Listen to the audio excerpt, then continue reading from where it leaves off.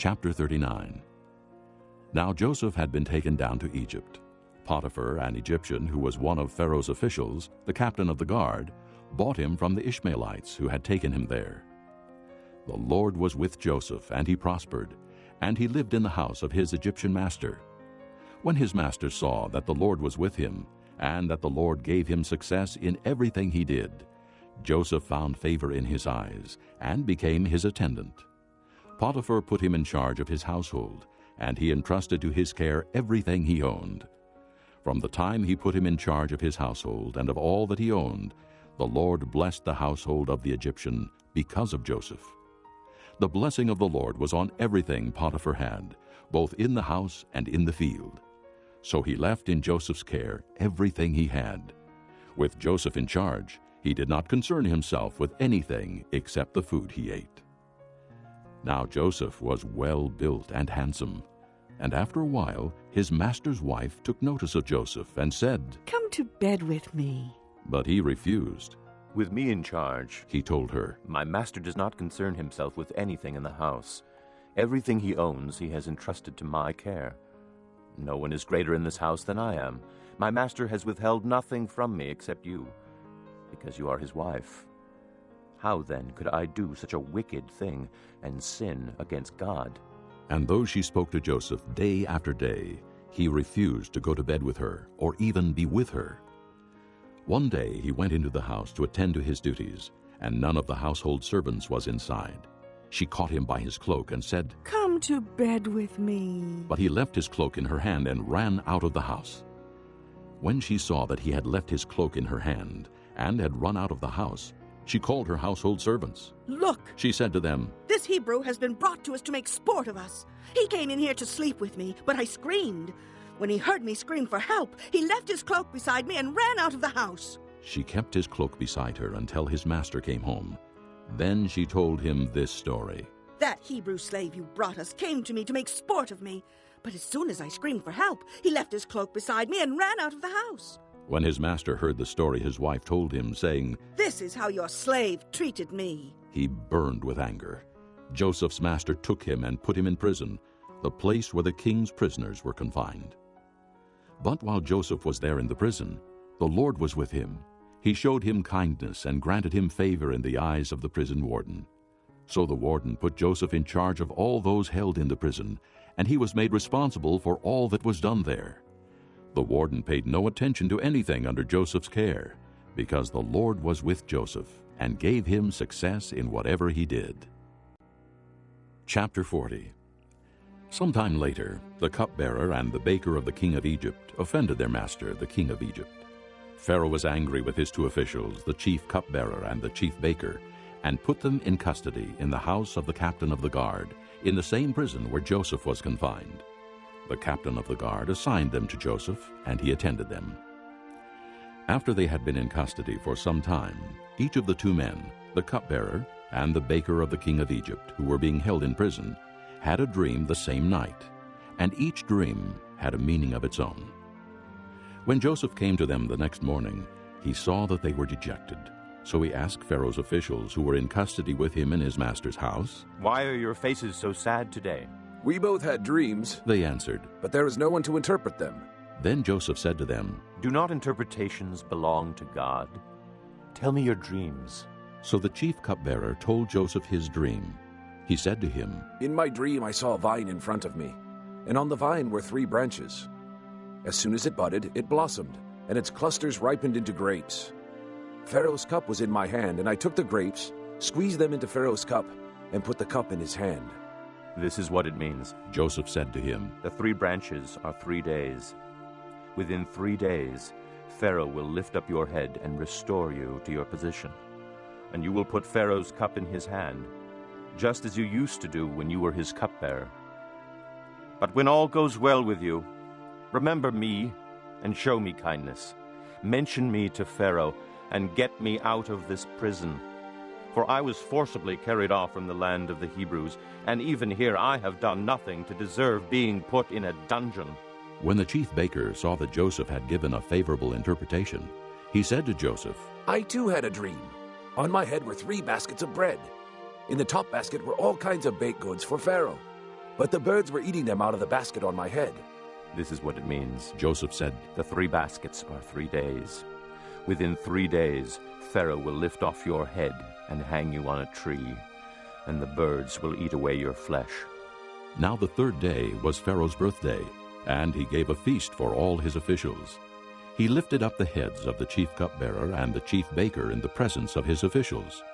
He restored the chief cupbearer to his position, so that he once again put the cup into Pharaoh's hand. But he hanged the chief baker, just as Joseph had said to them in his interpretation. The chief cupbearer, however, did not remember Joseph. He forgot him.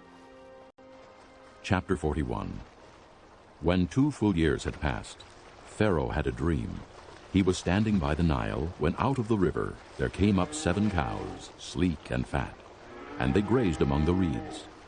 After them, 7 other cows, ugly and gaunt, came up out of the Nile and stood beside those on the river bank. And the cows that were ugly and gaunt ate up the 7 sleek fat cows. Then Pharaoh woke up. He fell asleep again and had a second dream.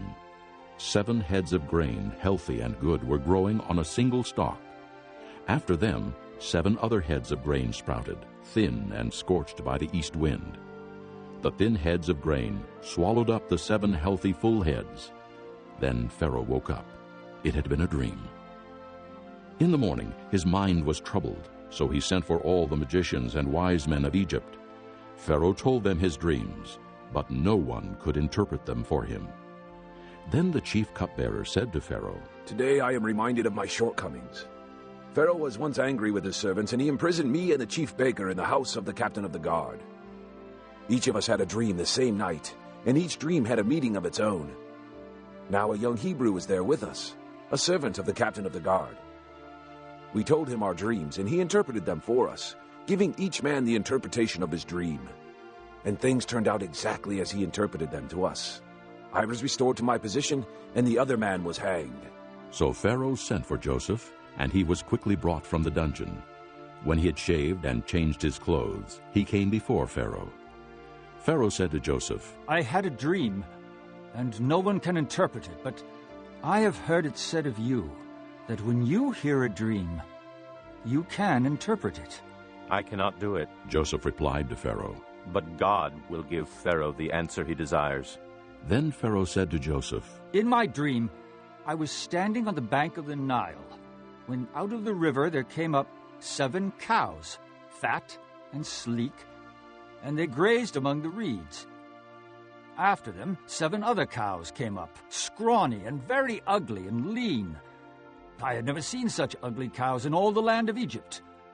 The lean, ugly cows ate up the 7 fat cows that came up first. But even after they ate them, no one could tell that they had done so. They looked just as ugly as before. Then I woke up. In my dreams, I also saw 7 heads of grain, full and good, growing on a single stalk. After them, 7 other heads sprouted, withered and thin and scorched by the east wind. The thin heads of grain swallowed up the 7 good heads. I told this to the magicians, but none could explain it to me." Then Joseph said to Pharaoh, The dreams of Pharaoh are one and the same. God has revealed to Pharaoh what he's about to do. The 7 good cows are 7 years, and the 7 good heads of grain are 7 years. It is one and the same dream. The 7 lean, ugly cows that came up afterward are 7 years, and so are the 7 worthless heads of grain scorched by the east wind. They are 7 years of famine. It is just as I said to Pharaoh. God has shown Pharaoh what he's about to do. 7 years of great abundance are coming throughout the land of Egypt, but 7 years of famine will follow them. Then all the abundance in Egypt will be forgotten, and the famine will ravage the land. The abundance in the land will not be remembered, because the famine that follows it will be so severe. The reason the dream was given to Pharaoh in 2 forms is that the matter has been firmly decided by God, and God will do it soon. And now, let Pharaoh look for a discerning and wise man and put him in charge of the land of Egypt. Let Pharaoh appoint commissioners over the land to take 1/5 of the harvest of Egypt during the 7 years of abundance. They should collect all the food of these good years that are coming and store up the grain under the authority of Pharaoh, to be kept in the cities for food.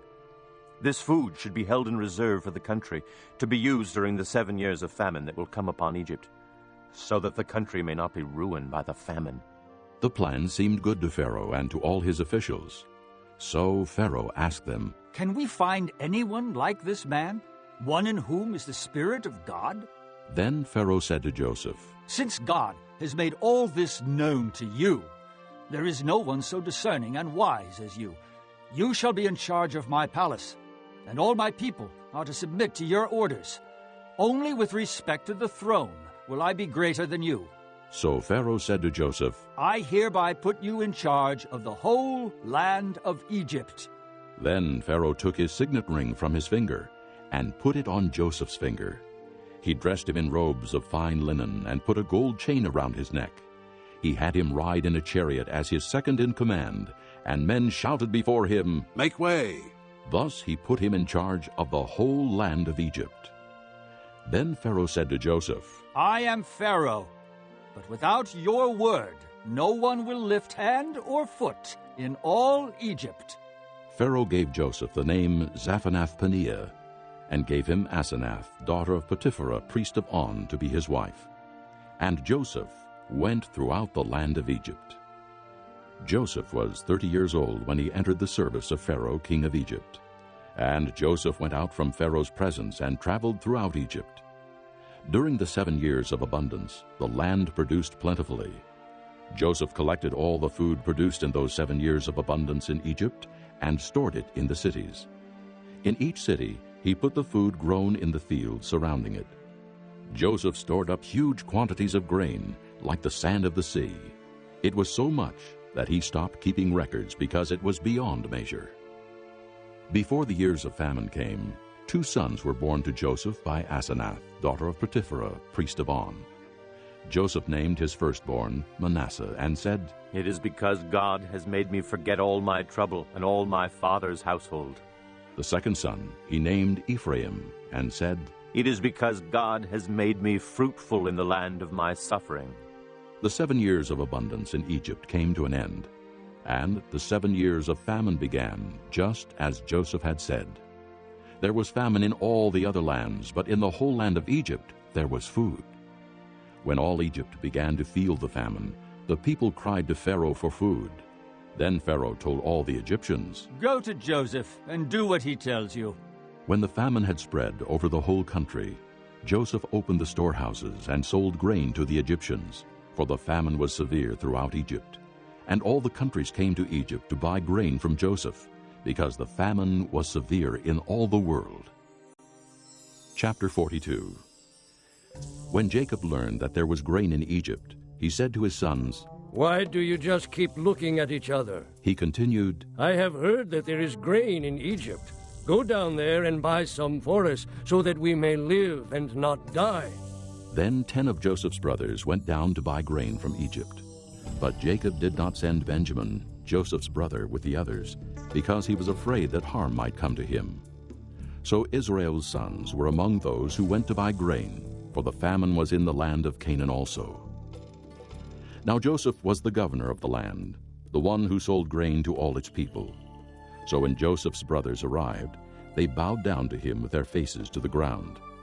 As soon as Joseph saw his brothers, he recognized them, but he pretended to be a stranger and spoke harshly to them. Where do you come from? He asked. From the land of Canaan, They replied. to buy food. Although Joseph recognized his brothers, they did not recognize him. Then he remembered his dreams about them and said to them, You are spies. You have come to see where our land is unprotected. No, my lord. They answered. Your servants have come to buy food. We are all the sons of one man. Your servants are honest men, not spies. No, He said to them. you have come to see where our land is unprotected. But they replied, Your servants were 12 brothers, the sons of one man, who lives in the land of Canaan. The youngest is now with our father, and one is no more. Joseph said to them, It is just as I told you. You are spies, and this is how you will be tested. As surely as Pharaoh lives, you will not leave this place unless your youngest brother comes here. Send one of your number to get your brother. The rest of you will be kept in prison, so that your words may be tested to see if you are telling the truth. If you are not, then as surely as Pharaoh lives, you are spies. And he put them all in custody for 3 days. On the third day, Joseph said to them, Do this, and you will live, for I fear God. If you are honest men, let one of your brothers stay here in prison, while the rest of you go and take grain back for your starving households. But you must bring your youngest brother to me, so that your words may be verified and that you may not die. This they proceeded to do. They said to one another, Surely we are being punished because of our brother. We saw how distressed he was when he pleaded with us for his life, but we would not listen. That's why this distress has come upon us. Reuben replied, Didn't I tell you not to sin against the boy? But you wouldn't listen. Now we must give an accounting for his blood.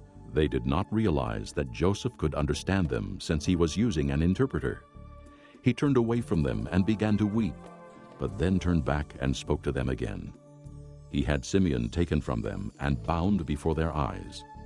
Joseph gave orders to fill their bags with grain, to put each man's silver back in his sack, and to give them provisions for their journey. After this was done for them, they loaded their grain on their donkeys and left. At the place where they stopped for the night, one of them opened his sack to get feed for his donkey, and he saw his silver in the mouth of his sack. My silver has been returned. He said to his brothers, Here it is in my sack. Their hearts sank, and they turned to each other trembling and said, What is this that God has done to us? When they came to their father Jacob in the land of Canaan, they told him all that had happened to them. They said, The man who is Lord over the land spoke harshly to us and treated us as though we were spying on the land. But we said to him, We are honest men. We are not spies. We were 12 brothers, sons of one father. One is no more, and the youngest is now with our father in Canaan. Then the man who is Lord over the land said to us, This is how I will know whether you are honest men. Leave one of your brothers here with me, and take food for your starving households and go. But bring your youngest brother to me, so I will know that you are not spies, but honest men. Then I will give your brother back to you, and you can trade in the land. As they were emptying their sacks, there in each man's sack was his pouch of silver. When they and their father saw the money pouches, they were frightened. Their father Jacob said to them, You have deprived me of my children. Joseph is no more, and Simeon is no more, and now you want to take Benjamin. Everything is against me. Then Reuben said to his father, You may put both of my sons to death if I do not bring him back to you. Entrust him to my care, and I will bring him back. But Jacob said, My son will not go down there with you. His brother is dead, and he is the only one left. If harm comes to him on the journey you are taking, you will bring my gray head down to the grave in sorrow.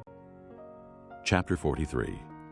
Now the famine was still severe in the land. So when they had eaten all the grain they had brought from Egypt, their father said to them, Go back and buy us a little more food. But Judah said to him, The man warned us solemnly, You will not see my face again unless your brother is with you. If you will send our brother along with us, we will go down and buy food for you. But if you will not send him, we will not go down, because the man said to us, You will not see my face again unless your brother is with you. Israel asked, Why did you bring this trouble on me by telling the man you had another brother? They replied, The man questioned us closely about ourselves and our family. Is your father still living? He asked us. Do you have another brother? We simply answered his questions. How were we to know he would say, Bring your brother down here? Then Judah said to Israel his father, Send the boy along with me, and we will go at once, so that we and you and our children may live and not die. I myself will guarantee his safety. You can hold me personally responsible for him. If I do not bring him back to you and set him here before you, I will bear the blame before you all my life. As it is, if we had not delayed, we could have gone and returned twice. Then their father Israel said to them, If it must be, then do this. Put some of the best products of the land in your bags and take them down to the man as a gift. A little balm and a little honey, some spices and myrrh, some pistachio nuts and almonds. Take double the amount of silver with you, for you must return the silver that was put back into the mouths of your sacks. Perhaps it was a mistake. Take your brother also, and go back to the man at once. And may God Almighty grant you mercy before the man, so that he will let your brother and Benjamin come back with you. As for me, if I am bereaved, I am bereaved. So the men took the gifts and doubled the amount of silver, and Benjamin also. They hurried down to Egypt and presented themselves to Joseph. When Joseph saw Benjamin with them, he said to the steward of his house, Take these men to my house, slaughter an animal and prepare dinner. They're to eat with me at noon. The man did as Joseph told him, and took the men to Joseph's house. Now the men were frightened when they were taken to his house. They thought, We were brought here because of the silver that was put back into our sacks the first time. He wants to attack us and overpower us and seize us as slaves and take our donkeys. So they went up to Joseph's steward and spoke to him at the entrance to the house. Please, sir, They said, we came down here the first time to buy food. But at the place where we stopped for the night, we opened our sacks, and each of us found his silver, the exact weight, in the mouth of his sack. So we have brought it back with us. We have also brought additional silver with us to buy food. We don't know who put our silver in our sacks. It's all right, he said. Don't be afraid. Your God, the God of your father, has given you treasure in your sacks. I received your silver. Then he brought Simeon out to them. The steward took the men into Joseph's house, gave them water to wash their feet, and provided fodder for their donkeys. They prepared their gifts for Joseph's arrival at noon, because they had heard that they were to eat there. When Joseph came home, they presented to him the gifts they had brought into the house, and they bowed down before him to the ground. He asked them how they were, and then he said, How is your aged father you told me about? Is he still living? They replied, Your servant our father is still alive and well. And they bowed low to pay him honor. As he looked about and saw his brother Benjamin, his own mother's son, he asked, Is this your youngest brother, the one you told me about? And he said, God be gracious to you, my son. Deeply moved at the sight of his brother, Joseph hurried out and looked for a place to weep. He went into his private room and wept there. After he had washed his face, he came out and, controlling himself, said, Serve the food. They served him by himself, the brothers by themselves, and the Egyptians who ate with him by themselves, because Egyptians could not eat with Hebrews, for that is detestable to Egyptians. The men had been seated before him in the order of their ages, from the firstborn to the youngest, and they looked at each other in astonishment. When portions were served to them from Joseph's table, Benjamin's portion was 5 times as much as anyone else's, so they feasted and drank freely with him. Chapter 44. Now Joseph gave these instructions to the steward of his house. Fill the men's sacks with as much food as they can carry, and put each man's silver in the mouth of his sack. Then put my cup, the silver one, in the mouth of the youngest one's sack, along with the silver for his grain. And he did as Joseph said. As morning dawned, the men were sent on their way with their donkeys. They had not gone far from the city, when Joseph said to his steward, Go after those men at once. And when you catch up with them, say to them, Why have you repaid good with evil? Isn't this the cup my master drinks from and also uses for divination? This is a wicked thing you have done. When he caught up with them, he repeated these words to them. But they said to him, Why does my lord say such things? Far be it from your servants to do anything like that. We even brought back to you from the land of Canaan the silver we found inside the mouths of our sacks. So why would we steal silver or gold from your master's house? If any of your servants is found to have it, he will die, and the rest of us will become my lord's slaves. Very well then, he said. Let it be as you say. Whoever is found to have it will become my slave. The rest of you will be free from blame. Each of them quickly lowered his sack to the ground and opened it. Then the steward proceeded to search, beginning with the oldest and ending with the youngest. And the cup was found in Benjamin's sack. At this they tore their clothes. Then they all loaded their donkeys and returned to the city. Joseph was still in the house when Judah and his brothers came in, and they threw themselves to the ground before him. Joseph said to them, "What is this you have done?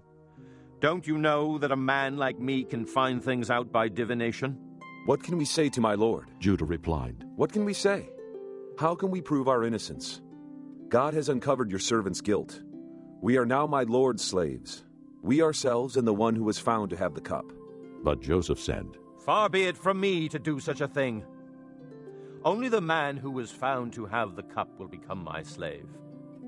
The rest of you, go back to your father in peace." Then Judah went up to him and said, Please, my lord, let your servant speak a word to my lord. Do not be angry with your servant, though you are equal to Pharaoh himself. My lord asked his servants, Do you have a father or a brother? And we answered, We have an aged father, and there is a young son born to him in his old age.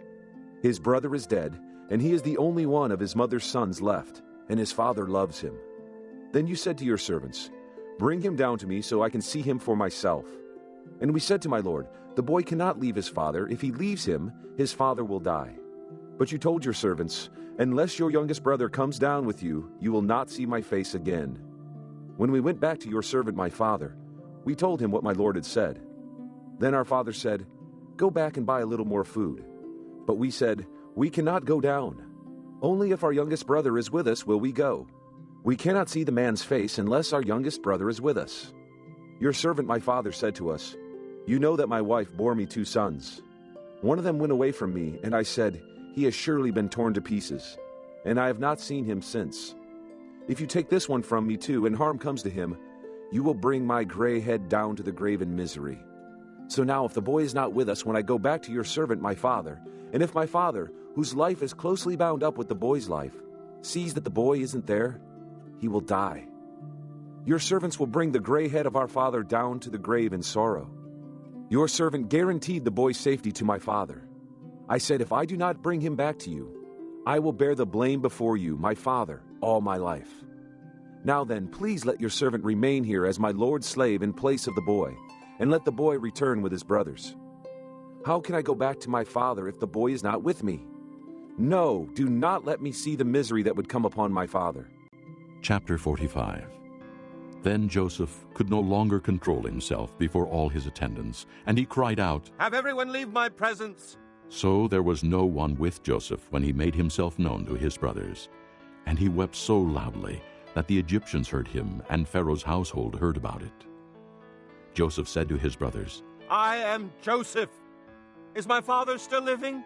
But his brothers were not able to answer him, because they were terrified at his presence. Then Joseph said to his brothers, "Come close to me." When they had done so, he said, "I am your brother Joseph, the one you sold into Egypt. And now, do not be distressed, and do not be angry with yourselves for selling me here, because it was to save lives that God sent me ahead of you. For 2 years now there has been famine in the land, and for the next 5 years there will not be plowing and reaping. But God sent me ahead of you to preserve for you a remnant on earth and to save your lives by a great deliverance. So then, it was not you who sent me here, but God. He made me father to Pharaoh, lord of his entire household and ruler of all Egypt. Now, hurry back to my father and say to him, 'This is what your son Joseph says. God has made me lord of all Egypt. Come down to me, don't delay. You shall live in the region of Goshen and be near me, you, your children and grandchildren, your flocks and herds, and all you have.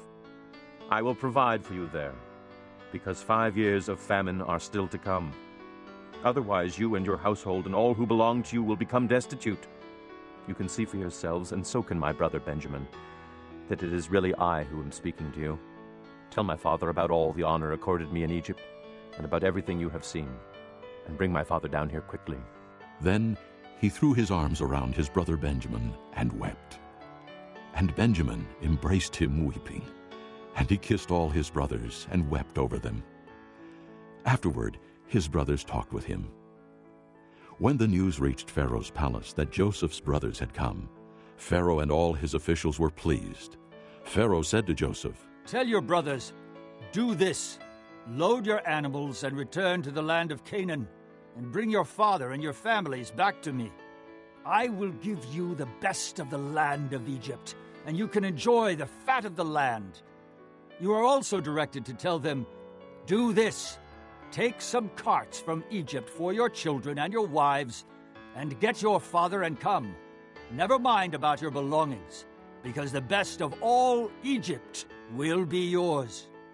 So the sons of Israel did this. Joseph gave them carts, as Pharaoh had commanded, and he also gave them provisions for their journey. To each of them he gave new clothing, but to Benjamin he gave 300 shekels of silver and 5 sets of clothes. And this is what he sent to his father: 10 donkeys loaded with the best things of Egypt, and 10 female donkeys loaded with grain and bread and other provisions for his journey.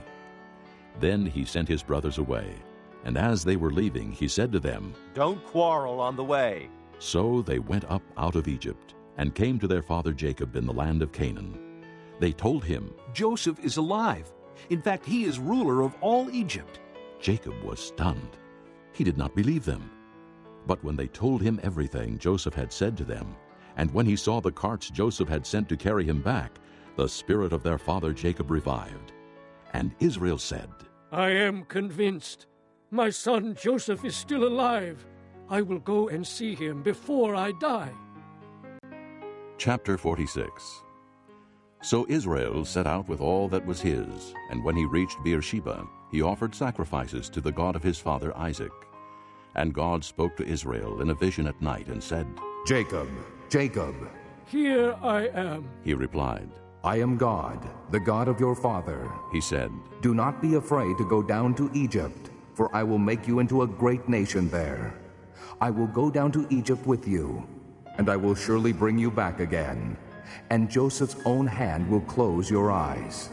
Then Jacob left Beersheba, and Israel's sons took their father Jacob and their children and their wives in the carts that Pharaoh had sent to transport him.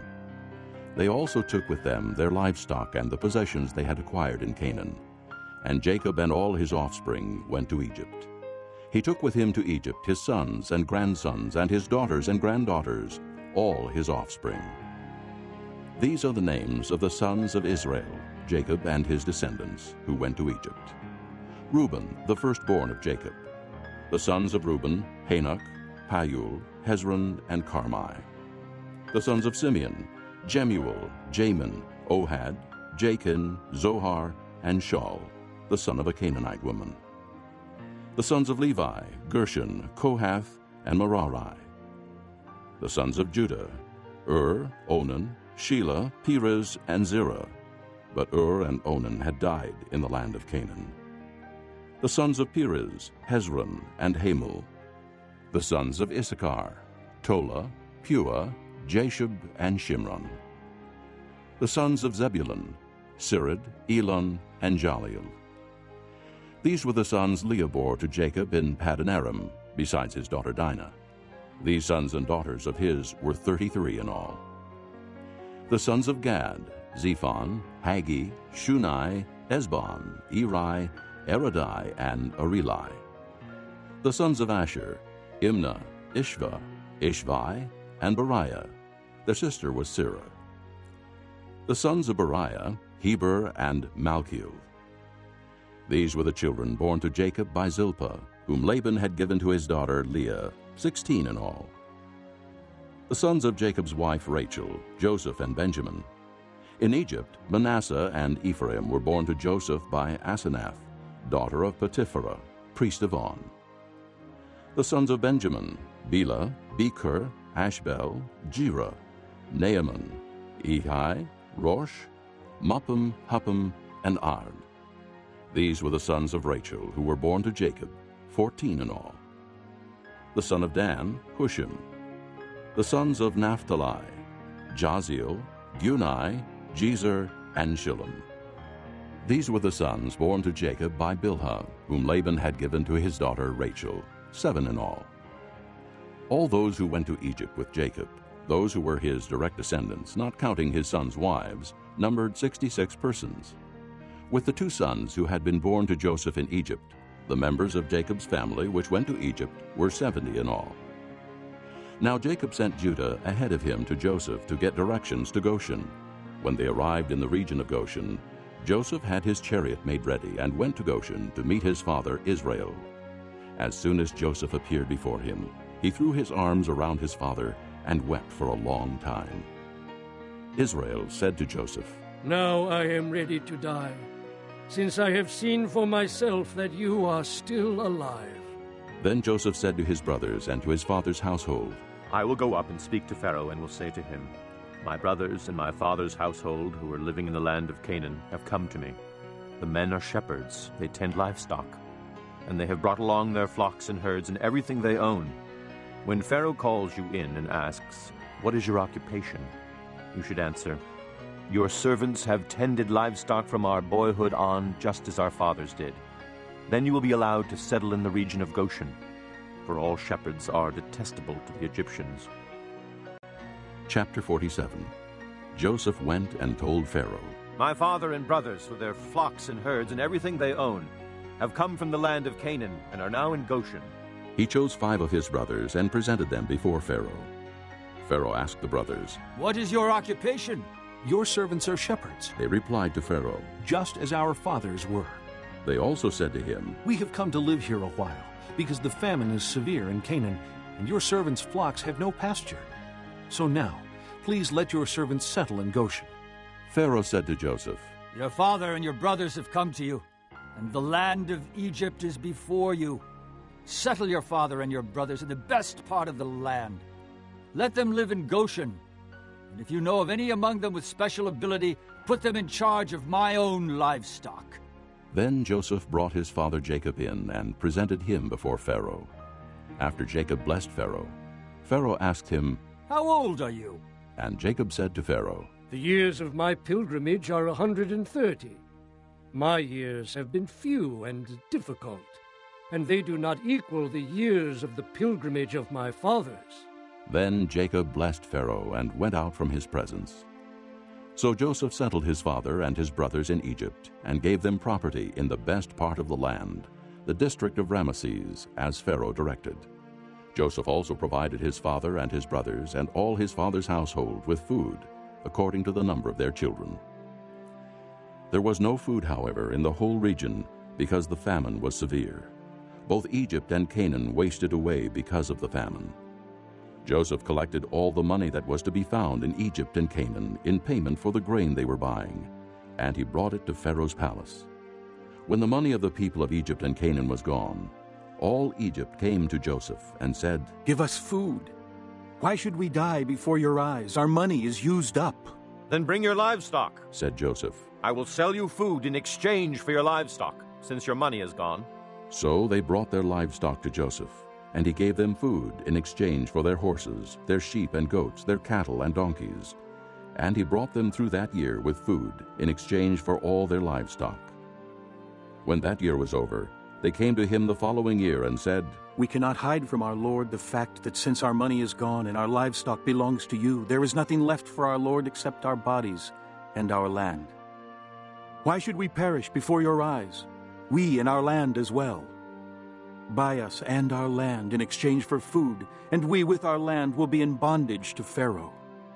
Give us seed so that we may live and not die, and that the land may not become desolate. So Joseph bought all the land in Egypt for Pharaoh. The Egyptians, one and all, sold their fields because the famine was too severe for them. The land became Pharaoh's, and Joseph reduced the people to servitude, from one end of Egypt to the other. However, he did not buy the land of the priests, because they received a regular allotment from Pharaoh and had food enough from the allotment Pharaoh gave them. That is why they did not sell their land. Joseph said to the people, Now that I have bought you and your land today for Pharaoh, here is seed for you so you can plant the ground. But when the crop comes in, give 1/5 of it to Pharaoh. The other 4/5 you may keep as seed for the fields and as food for yourselves and your households and your children. You have saved our lives, they said. May we find favor in the eyes of our Lord. We will be in bondage to Pharaoh. So Joseph established it as a law concerning land in Egypt, still in force today, that 1/5 of the produce belongs to Pharaoh. It was only the land of the priests that did not become Pharaoh's. Now the Israelites settled in Egypt, in the region of Goshen. They acquired property there, and were fruitful and increased greatly in number. Jacob lived in Egypt 17 years, and the years of his life were 147.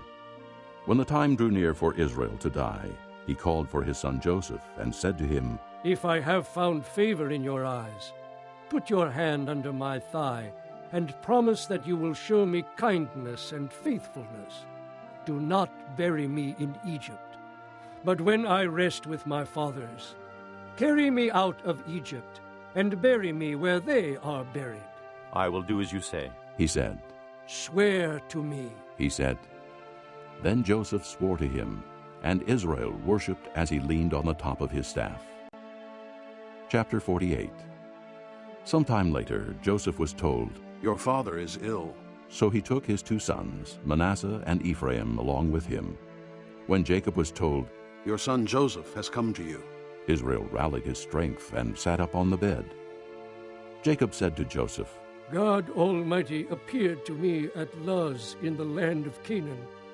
And there he blessed me and said to me, I am going to make you fruitful and will increase your numbers. I will make you a community of peoples, and I will give this land as an everlasting possession to your descendants after you. Now then, your 2 sons born to you in Egypt before I came to you here will be reckoned as mine. Ephraim and Manasseh will be mine, just as Reuben and Simeon are mine. Any children born to you after them will be yours. In the territory they inherit, they will be reckoned under the names of their brothers. As I was returning from Paddan, to my sorrow Rachel died in the land of Canaan, while we were still on the way, a little distance from Ephrath. So I buried her there beside the road to Ephrath. That is Bethlehem. When Israel saw the sons of Joseph, he asked, Who are these? They are the sons God has given me here. Joseph said to his father. Then Israel said, Bring them to me so I may bless them. Now Israel's eyes were failing because of old age, and he could hardly see. So Joseph brought his sons close to him, and his father kissed them and embraced them. Israel said to Joseph, I never expected to see your face again, and now God has allowed me to see your children too. Then Joseph removed them from Israel's knees and bowed down with his face to the ground. And Joseph took both of them, Ephraim on his right toward Israel's left hand, and Manasseh on his left toward Israel's right hand, and brought them close to him. But Israel reached out his right hand and put it on Ephraim's head, though he was the younger. And crossing his arms, he put his left hand on Manasseh's head, even though Manasseh was the firstborn. Then he blessed Joseph and said, May the God before whom my fathers Abraham and Isaac walked, the God who has been my shepherd all my life to this day, the angel who has delivered me from all harm, may he bless these boys. May they be called by my name and the names of my fathers Abraham and Isaac, and may they increase greatly upon the earth. When Joseph saw his father placing his right hand on Ephraim's head, he was displeased. So he took hold of his father's hand to move it from Ephraim's head to Manasseh's head. Joseph said to him, No, my father, this one is the firstborn. Put your right hand on his head. But his father refused and said, I know, my son, I know. He too will become a people, and he too will become great. Nevertheless, his younger brother will be greater than he, and his descendants will become a group of nations. He blessed them that day and said, In your name will Israel pronounce this blessing. May God make you like Ephraim and Manasseh. So he put Ephraim ahead of Manasseh. Then Israel said to Joseph, I am about to die, but God will be with you and take you back to the land of your fathers. And to you, as one who is over your brothers, I give the ridge of land I took from the Amorites with my sword and my bow. Chapter 49. Then Jacob called for his sons and said, Gather around so I can tell you what will happen to you in days to come. Assemble and listen, sons of Jacob. Listen to your father Israel.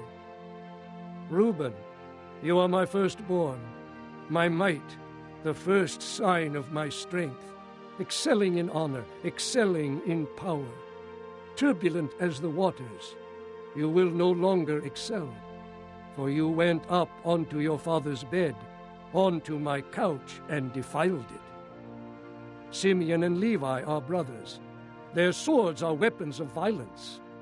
Let me not enter their council. Let me not join their assembly, for they have killed men in their anger and hamstrung oxen as they please. Cursed be their anger, so fierce, and their fury so cruel. I will scatter them in Jacob and disperse them in Israel. Judah, your brothers will praise you. Your hand will be on the neck of your enemies. Your father's sons will bow down to you. You are a lion's cub, O Judah. You return from the prey, my son. Like a lion he crouches and lies down. Like a lioness, who dares to rouse him? The scepter will not depart from Judah, nor the ruler's staff from between his feet, until he comes to whom it belongs, and the obedience of the nations is his. He will tether his donkey to a vine, his colt to the choicest branch. He will wash his garments in wine, his robes in the blood of grapes. His eyes will be darker than wine, his teeth whiter than milk. Zebulun will live by the seashore and become a haven for ships. His border will extend toward Sidon.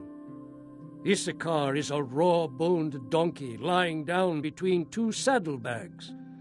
When he sees how good is his resting place and how pleasant is his land, he will bend his shoulder to the burden and submit to forced labor. Dan will provide justice for his people as one of the tribes of Israel. Dan will be a serpent by the roadside, a viper along the path that bites the horse's heels so that its rider tumbles backward.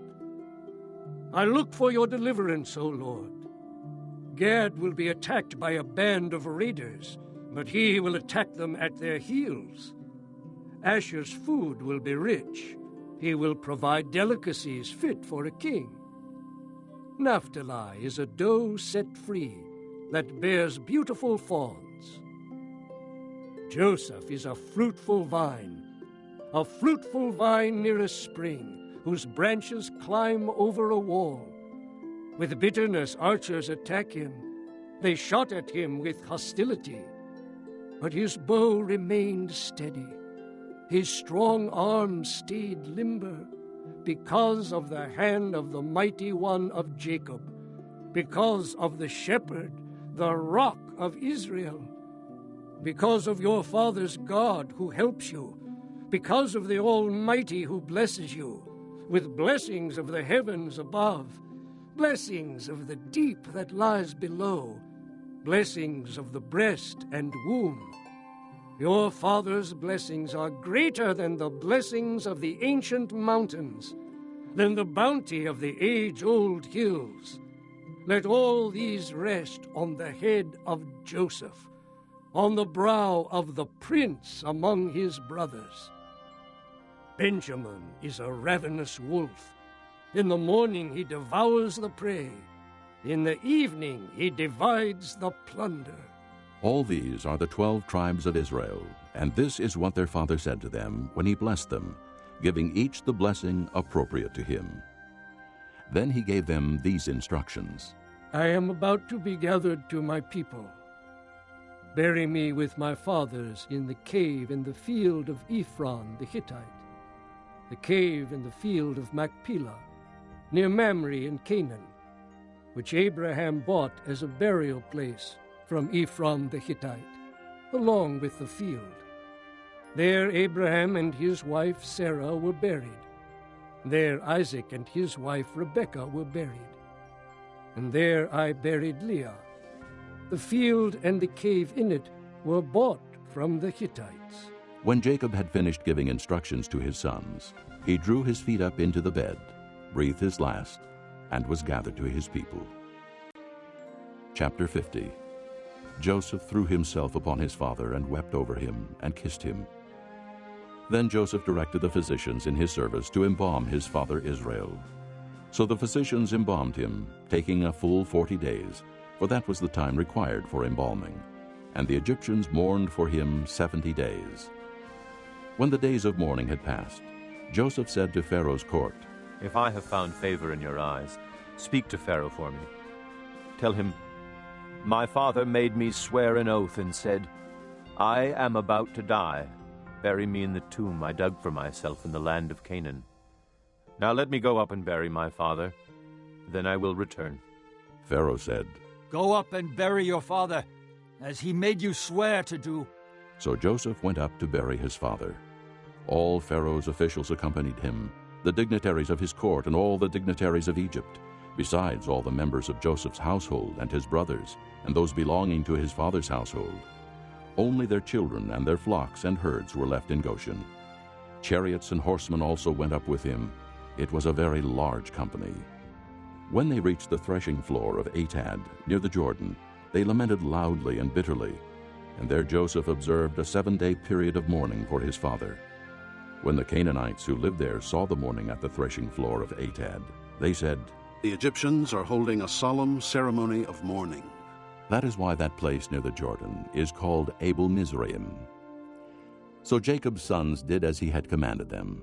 They carried him to the land of Canaan and buried him in the cave in the field of Machpelah near Mamre, which Abraham had bought as a burial place from Ephron the Hittite, along with the field. After burying his father, Joseph returned to Egypt, together with his brothers and all the others who had gone with him to bury his father.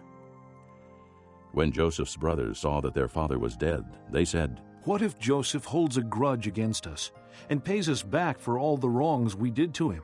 So they sent word to Joseph, saying, Your father left these instructions before he died.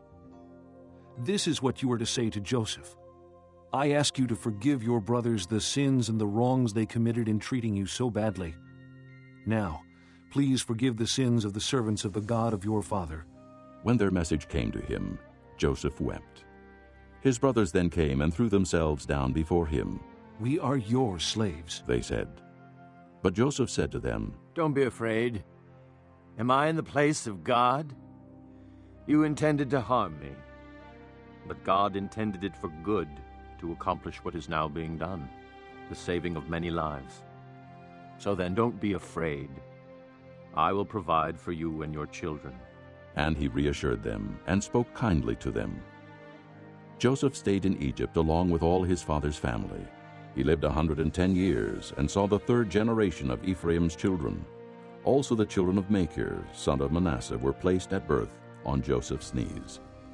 Then Joseph said to his brothers, I am about to die, but God will surely come to your aid and take you up out of this land, to the land he promised on oath to Abraham, Isaac, and Jacob. And Joseph made the sons of Israel swear an oath and said, God will surely come to your aid, and then you must carry my bones up from this place. So Joseph died at the age of 110, and after they embalmed him, he was placed in a coffin in Egypt. Exodus chapter 1.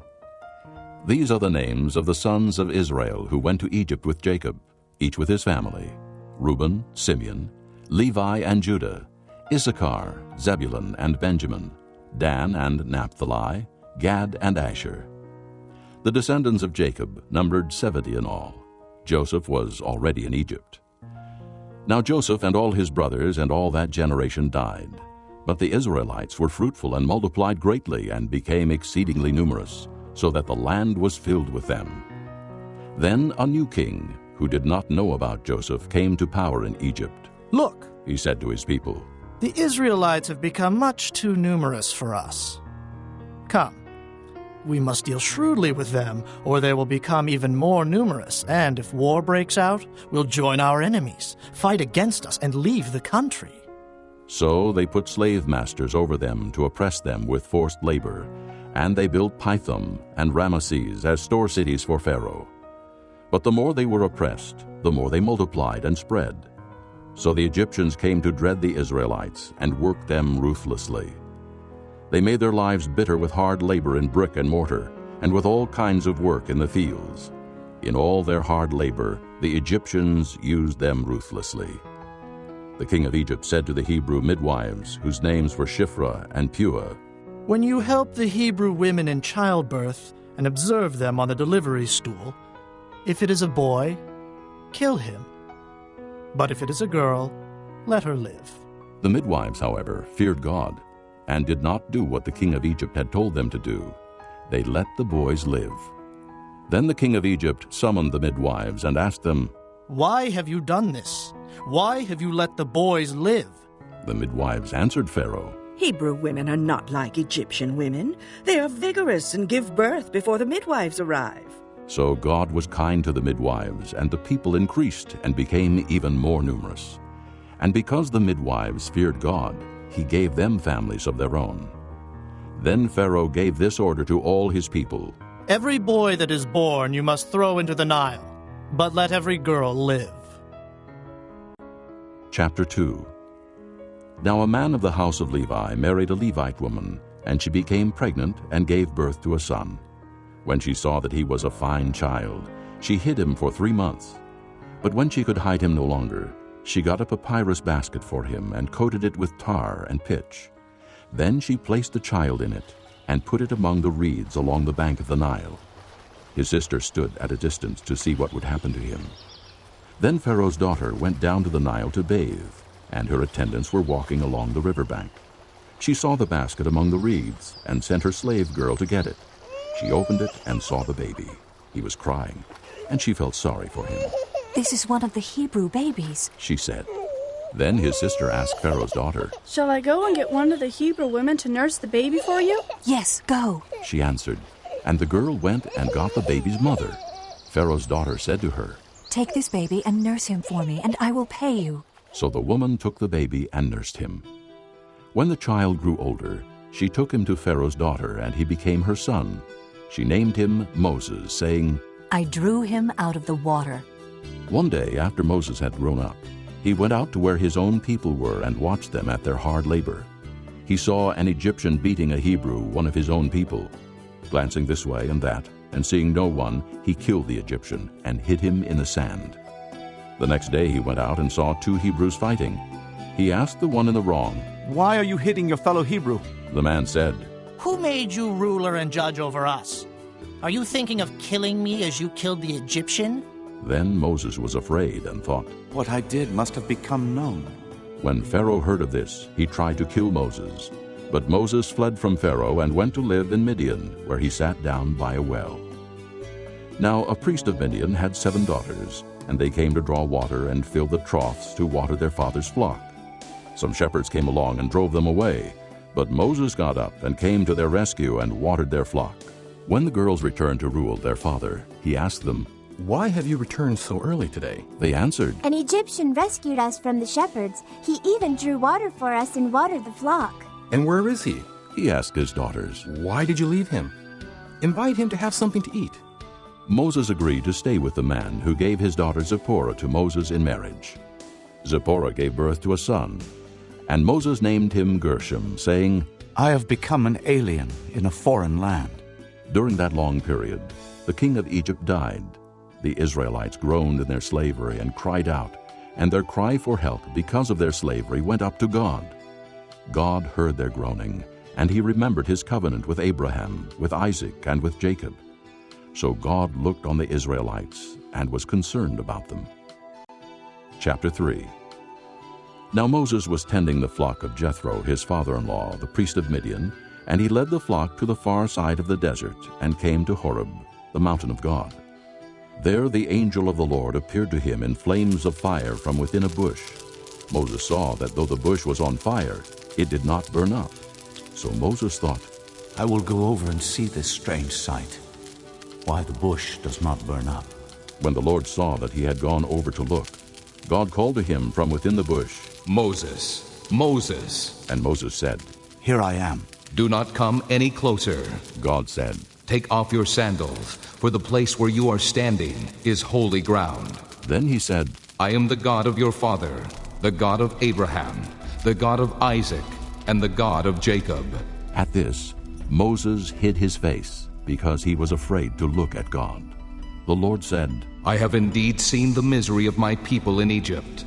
I have heard them crying out because of their slave drivers, and I am concerned about their suffering. So I have come down to rescue them from the hand of the Egyptians, and to bring them up out of that land into a good and spacious land, a land flowing with milk and honey, the home of the Canaanites, Hittites, Amorites, Perizzites, Hivites, and Jebusites. And now the cry of the Israelites has reached me, and I have seen the way the Egyptians are oppressing them. So now, go. I am sending you to Pharaoh to bring my people, the Israelites, out of Egypt. But Moses said to God, Who am I, that I should go to Pharaoh and bring the Israelites out of Egypt? And God said, I will be with you, and this will be the sign to you, that it is I who have sent you. When you have brought the people out of Egypt, you will worship God on this mountain. Moses said to God, Suppose I go to the Israelites and say to them, The God of your fathers has sent me to you, and they ask me, What is his name? Then what shall I tell them? God said to Moses, I am who I am. This is what you are to say to the Israelites. I am has sent me to you.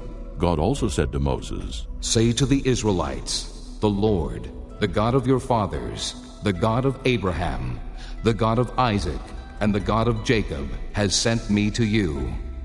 This is my name forever, the name by which I am to be remembered from generation to generation.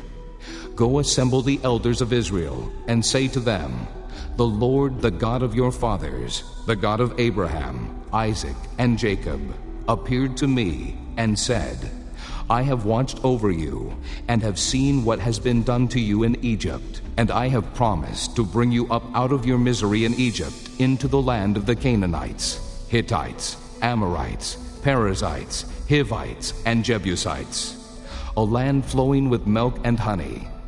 The elders of Israel will listen to you. Then you and the elders are to go to the king of Egypt and say to him, The Lord, the God of the Hebrews, has met with us. Let us take a 3-day journey into the desert to offer sacrifices to the Lord our God. But I know that the king of Egypt will not let you go unless a mighty hand compels him. So I will stretch out my hand and strike the Egyptians with all the wonders that I will perform among them. After that, he will let you go. And I will make the Egyptians favorably disposed toward this people, so that when you leave, you will not go empty-handed.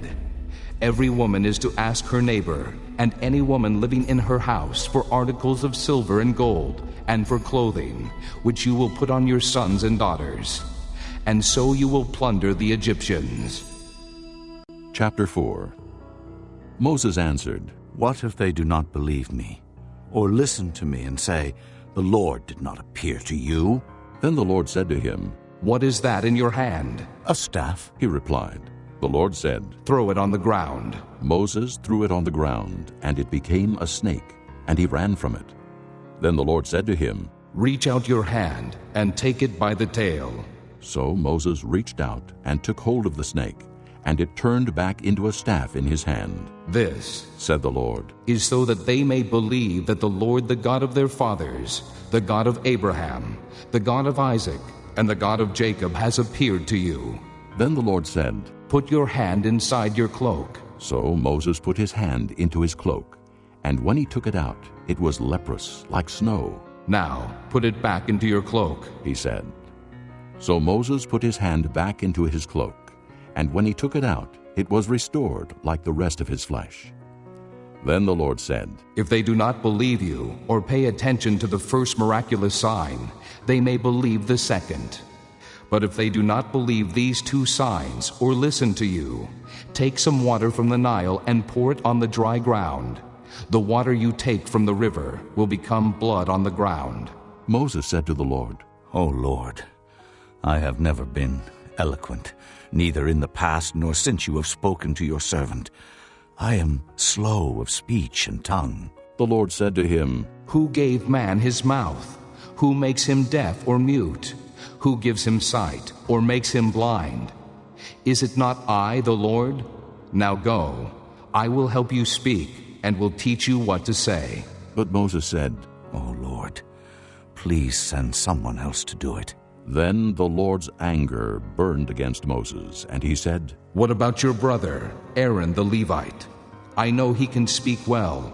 He is already on his way to meet you, and his heart will be glad when he sees you. You shall speak to him, and put words in his mouth. I will help both of you speak, and will teach you what to do. He will speak to the people for you, and it will be as if he were your mouth, and as if you were God to him. But take this staff in your hand, so you can perform miraculous signs with it." Then Moses went back to Jethro, his father-in-law, and said to him, "Let me go back to my own people in Egypt, to see if any of them are still alive." Jethro said, "Go, and I wish you well." Now the Lord had said to Moses in Midian, "Go back to Egypt, for all the men who wanted to kill you are dead." So Moses took his wife and sons, put them on a donkey, and started back to Egypt. And he took the staff of God in his hand. The Lord said to Moses, "When you return to Egypt, see that you perform before Pharaoh all the wonders I have given you the power to do.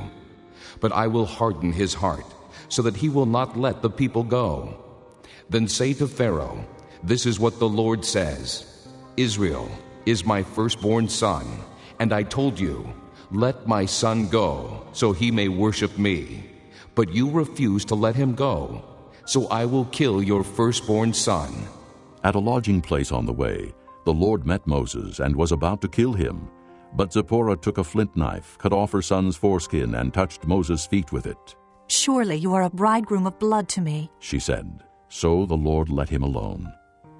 At that time she said, "bridegroom of blood," referring to circumcision. The Lord said to Aaron, "Go into the desert to meet Moses." So he met Moses at the mountain of God and kissed him.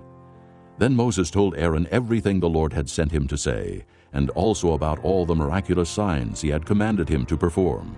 Moses and Aaron brought together all the elders of the Israelites, and Aaron told them everything the Lord had said to Moses. He also performed the signs before the people, and they believed. And when they heard that the Lord was concerned about them and had seen their misery, they bowed down and worshipped. Chapter 5. Afterward, Moses and Aaron went to Pharaoh and said, "This is what the Lord, the God of Israel, says. Let my people go, so that they may hold a festival to me in the desert." Pharaoh said, "Who is the Lord that I should obey him and let Israel go? I do not know the Lord, and I will not let Israel go." Then they said, "The God of the Hebrews has met with us. Now let us take a 3-day journey into the desert to offer sacrifices to the Lord our God, or he may strike us with plagues or with the sword." But the king of Egypt said, "Moses and Aaron, why are you taking the people away from their labor? Get back to your work." Then Pharaoh said, "Look, the people of the land are now numerous, and you are stopping them from working." That same day, Pharaoh gave this order to the slave drivers and foremen in charge of the people. "You are no longer to supply the people with straw for making bricks. Let them go and gather their own straw. But require them to make the same number of bricks as before. Don't reduce the quota. They are lazy. That is why they are crying out, 'Let us go and sacrifice to our God.' Make the work harder for the men so that they keep working and pay no attention to lies." Then the slave drivers and the foremen went out and said to the people, "This is what Pharaoh says. I will not give you any more straw. Go and get your own straw wherever you can find it. But your work will not be reduced at all." So the people scattered all over Egypt to gather stubble to use for straw. The slave drivers kept pressing them, saying, "Complete the work required of you for each day, just as when you had straw." The Israelite foremen, appointed by Pharaoh's slave drivers, were beaten and were asked, "Why didn't you meet your quota of bricks yesterday or today as before?" Then the Israelite foreman went and appealed to Pharaoh. "Why have you treated your servants this way? Your servants are given no straw, yet we are told make bricks. Your servants are being beaten, but the fault is with your own people." Pharaoh said, "Lazy, that's what you are. Lazy. That is why you keep saying, 'Let us go and sacrifice to the Lord.' Now get to work. You will not be given any straw, yet you must produce your full quota of bricks." The Israelite foremen realized they were in trouble when they were told, You are not to reduce the number of bricks required of you for each day." When they left Pharaoh, they found Moses and Aaron waiting to meet them, and they said, "May the Lord look upon you and judge you. You have made us a stench to Pharaoh and his officials and have put a sword in their hand to kill us." Moses returned to the Lord and said, "O Lord, why have you brought trouble upon this people? Is this why you sent me? Ever since I went to Pharaoh to speak in your name, he has brought trouble upon this people, and you have not rescued your people at all." Chapter 6. Then the Lord said to Moses, "Now you will see what I will do to Pharaoh. Because of my mighty hand, he will let them go.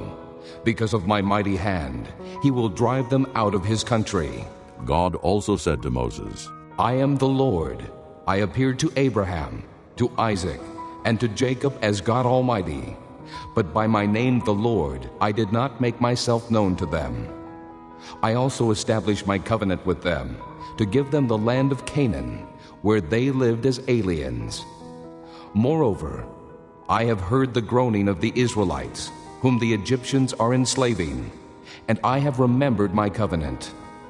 Therefore, say to the Israelites, I am the Lord, and I will bring you out from under the yoke of the Egyptians. I will free you from being slaves to them, and I will redeem you with an outstretched arm and with mighty acts of judgment.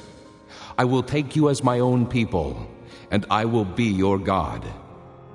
Then you will know that I am the Lord your God, who brought you out from under the yoke of the Egyptians. And I will bring you to the land I swore with uplifted hand to give to Abraham, to Isaac, and to Jacob. I will give it to you as a possession.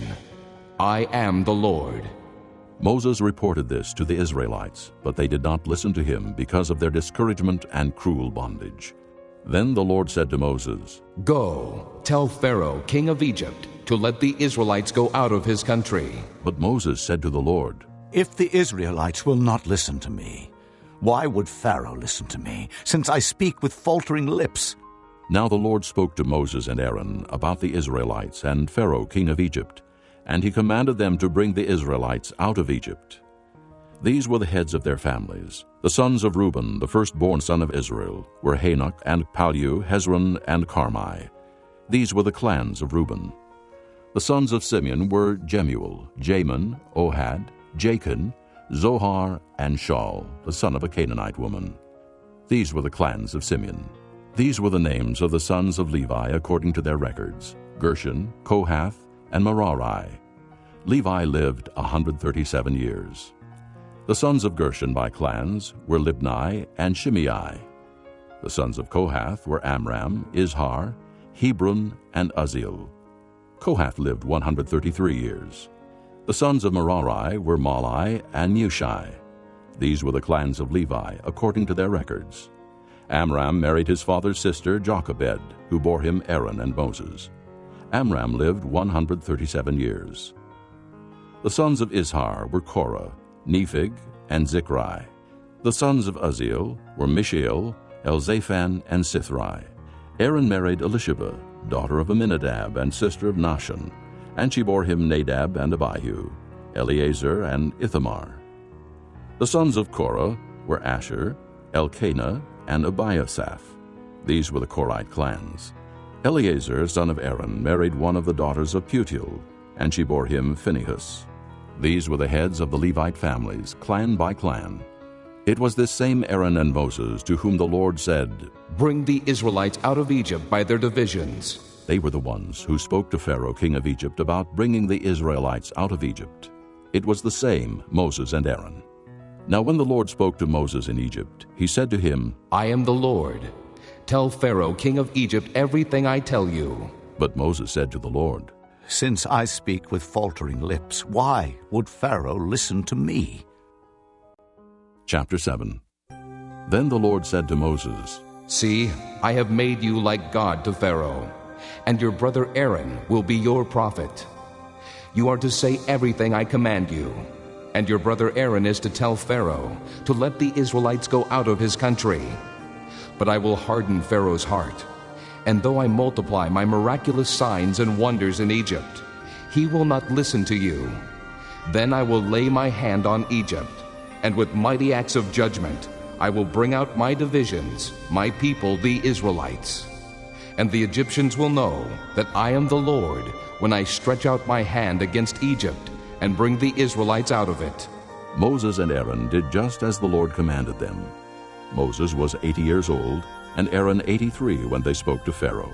The Lord said to Moses and Aaron, "When Pharaoh says to you, 'Perform a miracle,' then say to Aaron, 'Take your staff and throw it down before Pharaoh, and it will become a snake.'"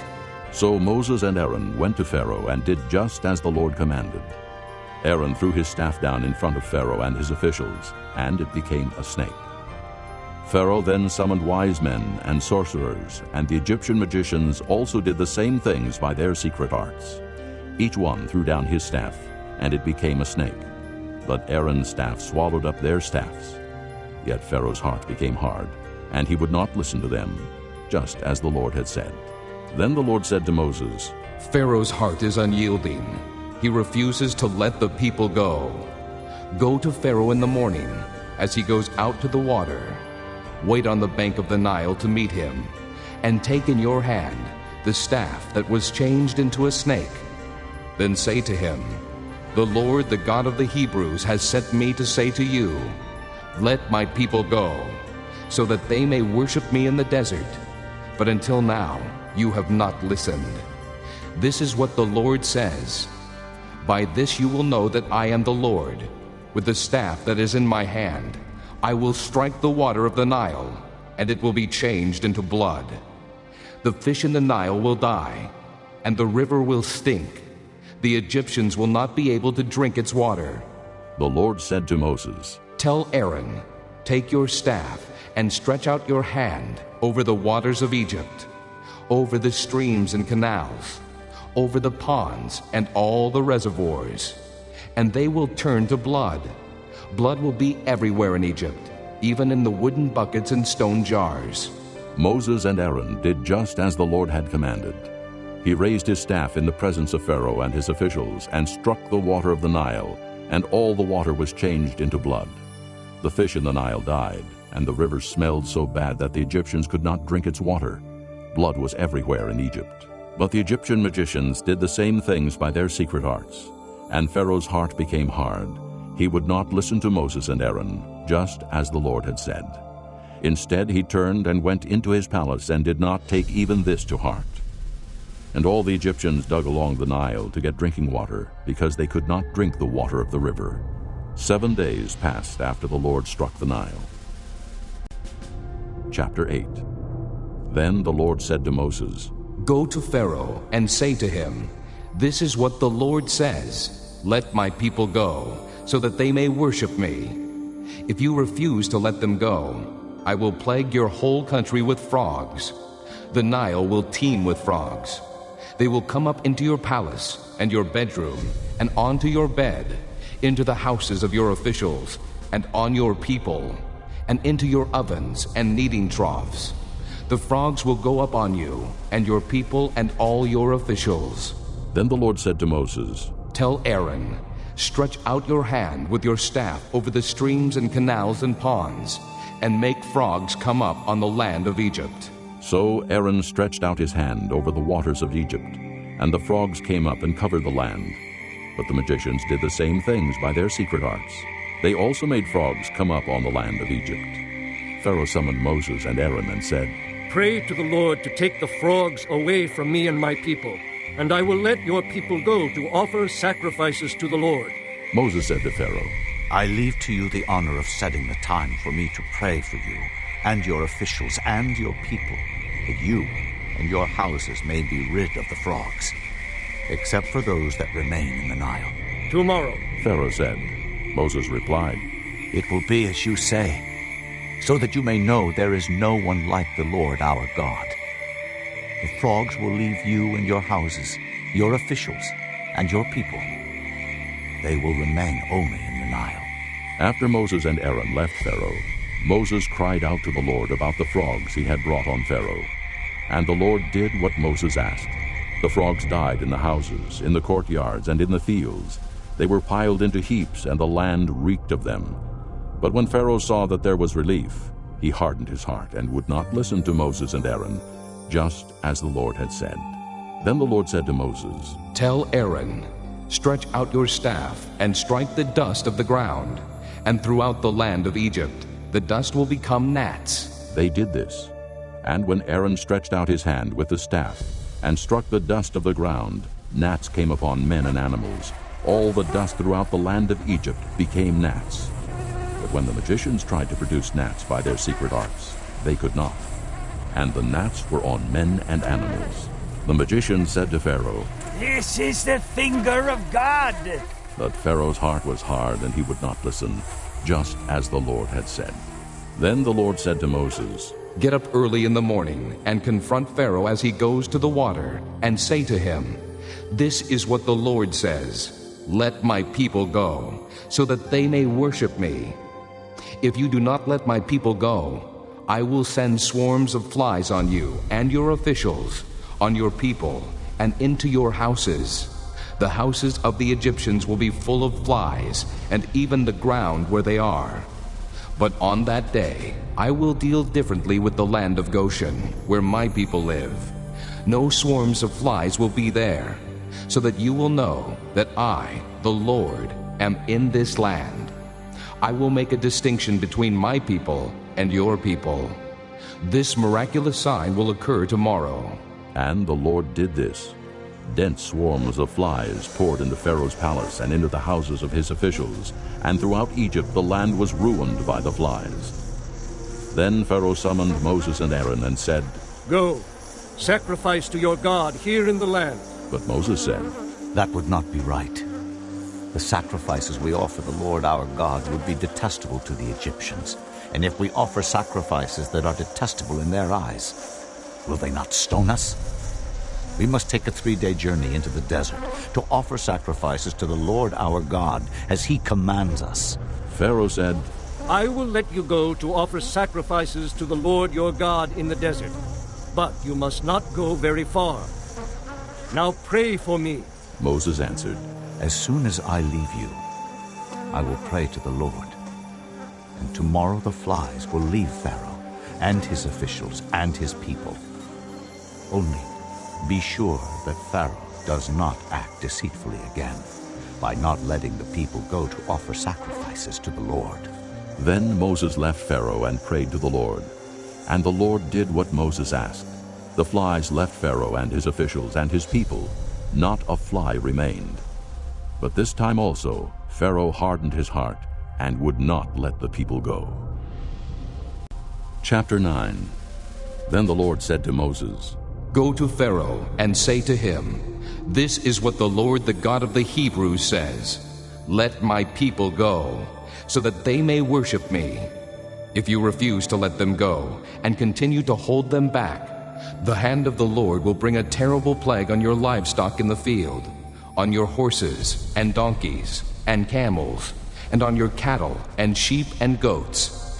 But the Lord will make a distinction between the livestock of Israel and that of Egypt, so that no animal belonging to the Israelites will die.'" The Lord set a time and said, "Tomorrow the Lord will do this in the land." And the next day the Lord did it. All the livestock of the Egyptians died, but not one animal belonging to the Israelites died. Pharaoh sent men to investigate and found that not even one of the animals of the Israelites had died.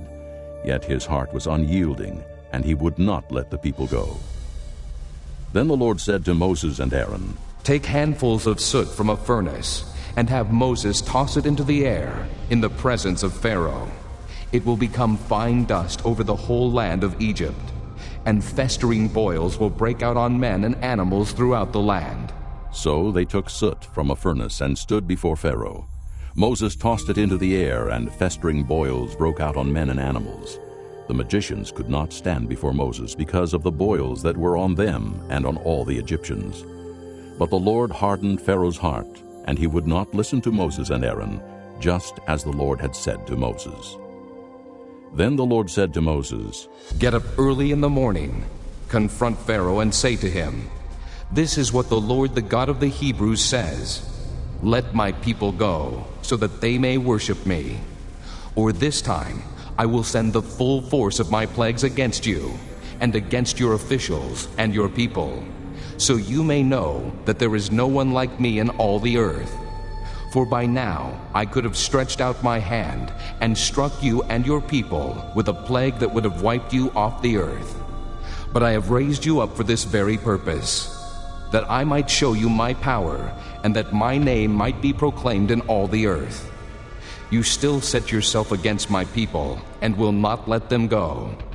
Therefore, at this time tomorrow, I will send the worst hailstorm that has ever fallen on Egypt, from the day it was founded till now.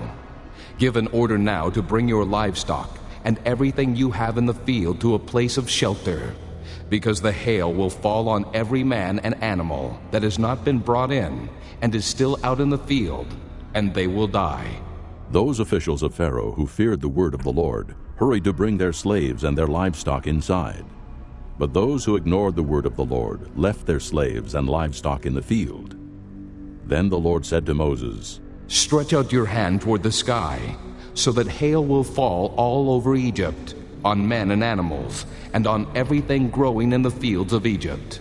When Moses stretched out his staff toward the sky, the Lord sent thunder and hail, and lightning flashed down to the ground.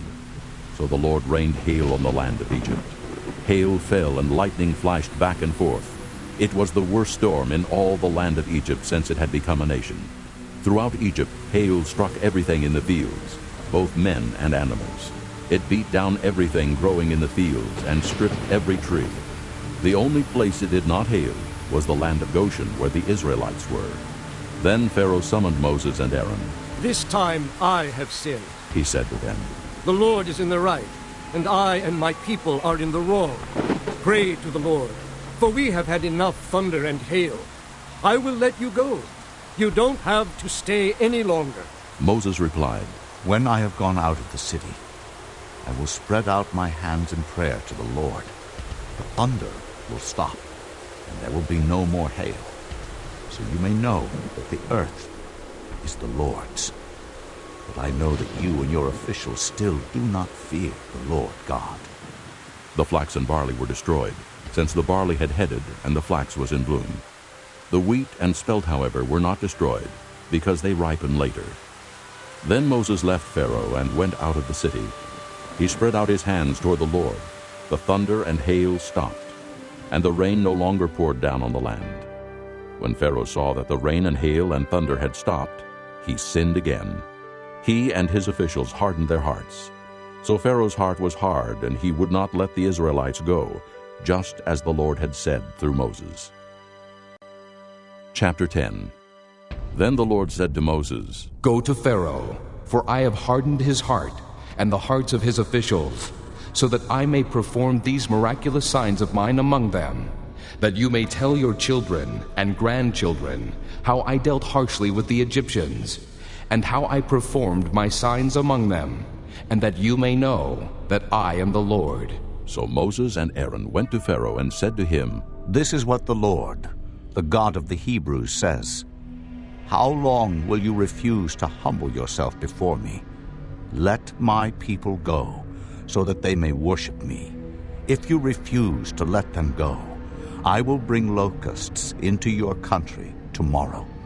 They will cover the face of the ground, so that it cannot be seen. They will devour what little you have left after the hail, including every tree that is growing in your fields. They will fill your houses, and those of all your officials, and all the Egyptians. Something neither your fathers nor your forefathers have ever seen from the day they settled in this land till now. Then Moses turned and left Pharaoh. Pharaoh's officials said to him, How long will this man be a snare to us? Let the people go so that they may worship the Lord their God. Do you not yet realize that Egypt is ruined? Then Moses and Aaron were brought back to Pharaoh. Go, worship the Lord your God, he said. But just who will be going?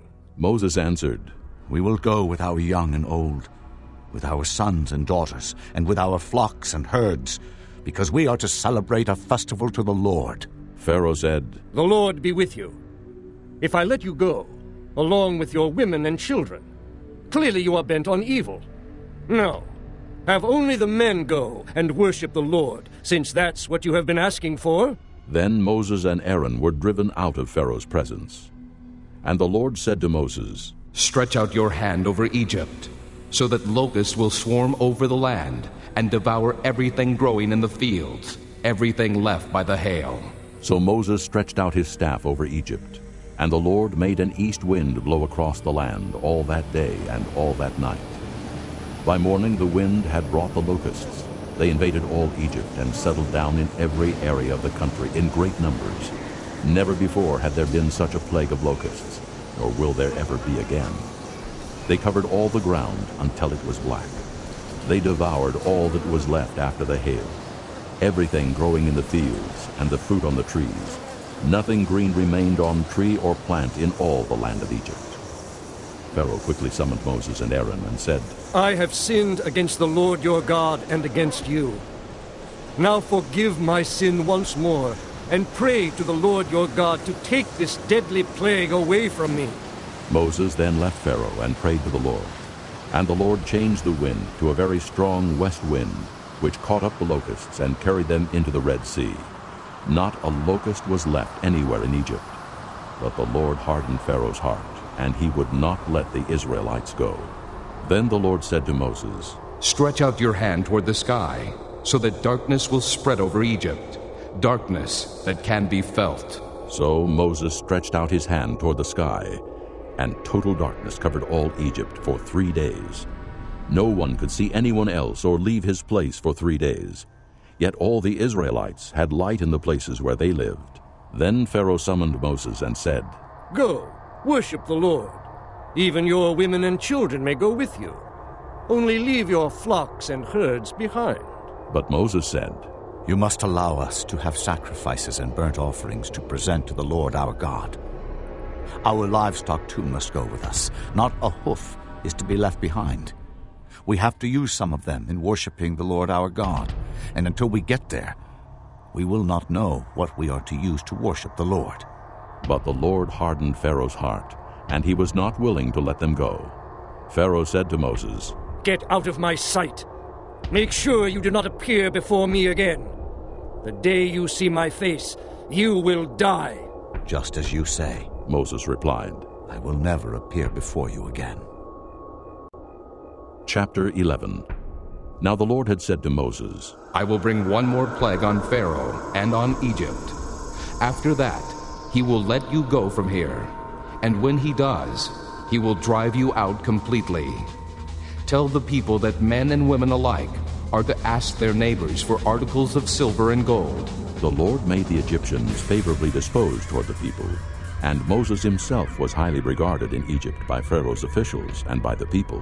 So Moses said, "This is what the Lord says. About midnight, I will go throughout Egypt. Every firstborn son in Egypt will die, from the firstborn son of Pharaoh, who sits on the throne, to the firstborn son of the slave girl, who is at her handmill, and all the firstborn of the cattle as well. There will be loud wailing throughout Egypt, worse than there has ever been or ever will be again. But among the Israelites, not a dog will bark at any man or animal. Then you will know that the Lord makes a distinction between Egypt and Israel. All these officials of yours will come to me, bowing down before me and saying, 'Go you and all the people who follow you.' After that, I will leave."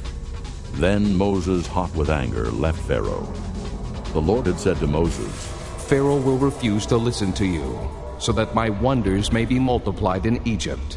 Moses and Aaron performed all these wonders before Pharaoh. But the Lord hardened Pharaoh's heart, and he would not let the Israelites go out of his country.